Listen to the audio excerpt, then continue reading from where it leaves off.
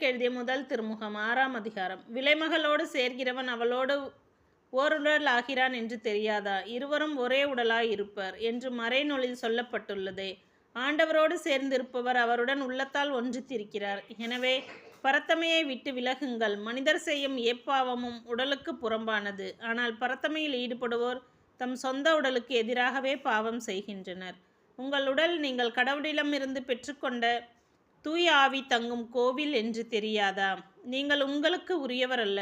கடவுள் உங்களை விலை கொடுத்து மீட்டுள்ளார். எனவே உங்கள் உடலால் கடவுளுக்கு பெருமை சேருங்கள்.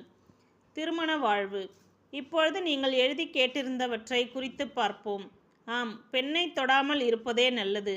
எனினும் எங்கும் பரத்தமை காணப்படுவதால் ஆண்கள் ஒவ்வொருவரும் தம் சொந்த மனைவியோடையே வாழ வேண்டும். பெண்கள் ஒவ்வொருவரும் தம் சொந்த கணவரோடையே வாழ வேண்டும். கணவர் தம் மனைவிக்கு மன வாழ்க்கைக்குரிய உரிமைகளை கொடுக்க வேண்டும். அதுபோல மனைவியும் தம் கணவருக்கு கொடுக்க வேண்டும். மனைவிக்கு தம் உடலின் மேல் அதிகாரம் இல்லை, கணவனுக்கே அந்த அதிகாரம் உண்டு. அப்படியே கணவருக்கும் தம் உடலின் மேல் அதிகாரம் இல்லை, மனைவிக்கே அந்த அதிகாரம் உண்டு. மன வாழ்க்கைக்குரிய உரிமைகளை ஒருவருக்கொருவர் மறுக்காதீர்கள். இருவரும் ஒத்துக்கொண்டால் இறைவேண்டலில் ஈடுபடுவதற்காக சிறிது காலம் பிரிந்து வாழலாம்.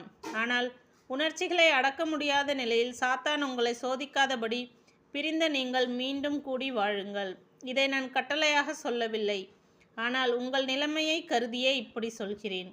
எல்லோரும் என்னைப் போலவே இருக்க வேண்டும் என்பது என் விருப்பம். எனினும் ஒவ்வொருவருக்கும் கடவுள் தரும் தனிப்பட்ட அருள்கொடை உண்டு. இது ஒருவருக்கு ஒரு வகையாகவும் வேறொருவருக்கு வேறு வகையாகவும் இருக்கிறது. இப்பொழுது மணமாகாதவர்களுக்கும் கைம்பெண்களுக்கும் நான் சொல்வது இதுவே. அவர்களும் என்னைப் போலவே இருந்துவிட்டால் மிகவும் நல்லது. எனினும் அவர்கள் தன்னடக்கம் இல்லாதவர்கள் என்றால் திருமணம் செய்து கொள்ளட்டும்.